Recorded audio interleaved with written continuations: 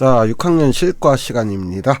오늘은 교과서 92쪽에서 95쪽 순차, 선택, 반복 구조를 활용해서 프로그램을 만들 건데요.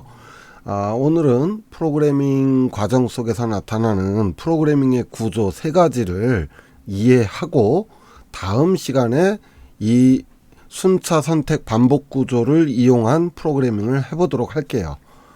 자, 먼저 교과서를 한번 볼게요. 엄지의 동생 검지는 수학 공부를 하는데 도형 문제를 어려워하고 있다고 합니다.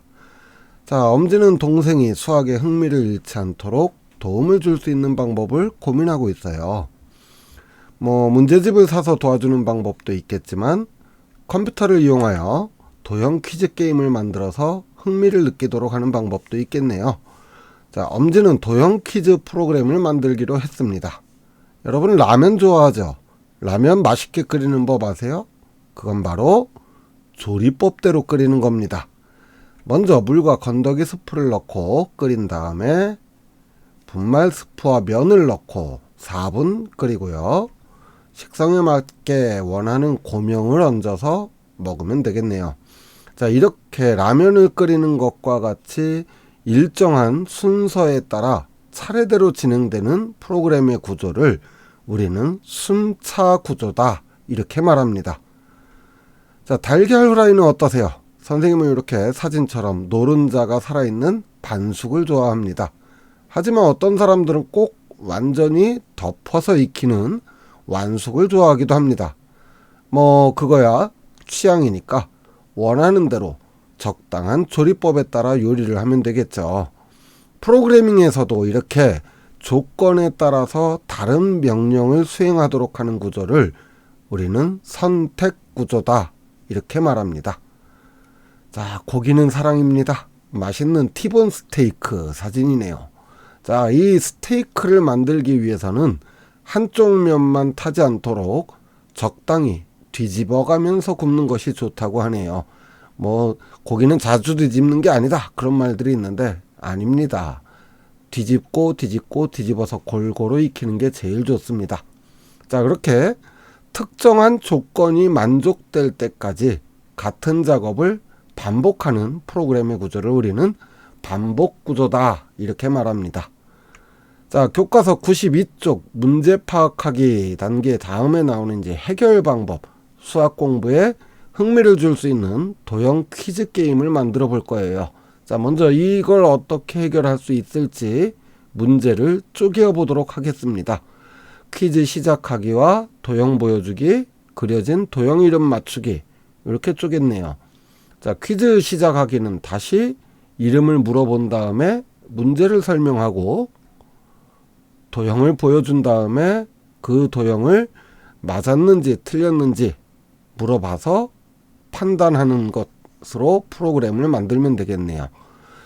자, 문제 해결 절차를 한번 살펴보도록 할게요. 먼저 프로그램을 시작을 하겠죠. 그럼 당신의 이름은 무엇입니까? 이렇게 묻고 대답을 기다리겠죠. 이 대답은 변수라고 했습니다. 자, 대답에다가 친구야 안녕 우리 문자열을 합치는 프로그래밍도 연습을 했었죠. 그러니까 친구 이름의 대답에다가 친구야 안녕을 합쳐서 2초간 말하고 다음 그림이 어떤 도형일지 생각해 보세요 이렇게 문제를 내는 형태로 나아가면 되겠네요. 자, 보니까 위에서부터 순서대로 하나하나 진행이 되고 있습니다. 자, 이런 구조를 뭐라고 했죠? 순차 구조입니다. 자, 그 다음 단계를 보니까 그리기를 이제 시작을 해야 되겠죠. 문제를 내는 겁니다. 자, 그리기를 시작을 하면은 이동 방향으로 100만큼 이동을 하고요. 이동 방향을 다시 90도 회전해서 1초 동안 기다렸다가 이 작업을 4번을 반복을 하게 됩니다.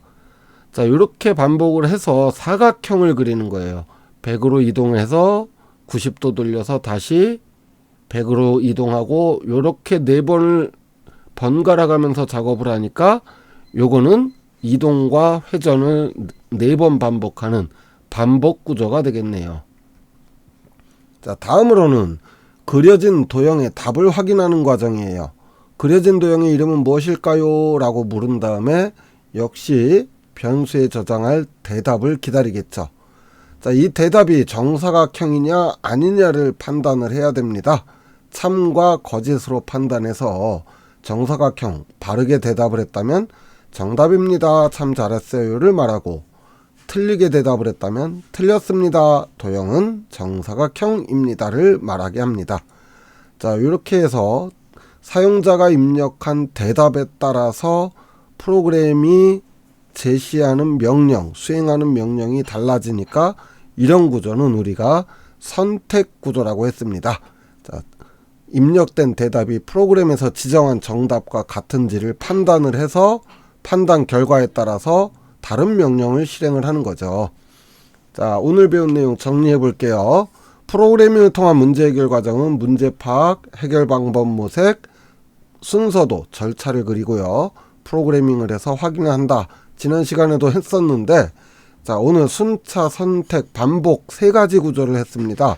정해진 순서대로 명령을 실행하는 순차 구조, 판단에 따라 다른 명령을 실행하는 선택 구조, 지정된 조건을 만족할 때까지 반복하는 반복 구조. 이걸 잘 이해해야 되겠습니다. 자, 우리 다음 시간에는 그럼 순차, 선택, 반복 구조를 활용해서 본격적으로 오늘 나왔던 도형 퀴즈 내는 프로그램을 만들어 보도록 하겠습니다. 오늘 수업 여기서 마칠게요. 수고하셨습니다. 안녕.